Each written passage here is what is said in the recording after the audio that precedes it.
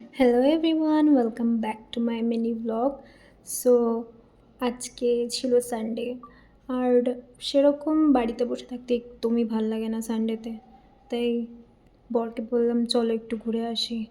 রবিবার দিন কার ইচ্ছা করে বাড়ি থাকতে। তো সেই মতন সেজে গুজে দুজনে বেরিয়ে পড়লাম।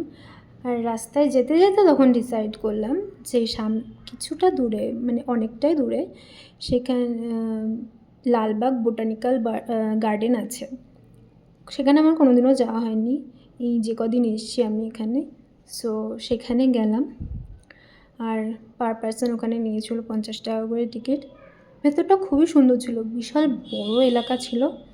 আর সেরকম লোকজন তো ছিলই, মোটামুটি রবিবার বলে কথা, সবারই উইক অফ।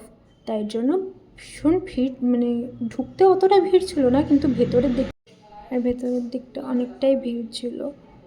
সেখানে যেতে যেতে চারিদিকটা দেখছিলাম, আর এক জায়গায় লেখা ছিল যে সাপের থেকে সাবধান, হ্যাঁ এইসবও লেখা ছিল। তারপরে এই জায়গাটা খুব সুন্দর ছিল ও বলছিল, কিন্তু সেখানটা যাওয়া হয়নি, বন্ধ ছিল। তাই বেশি দূর না গিয়ে বাড়ি চলে আসলাম।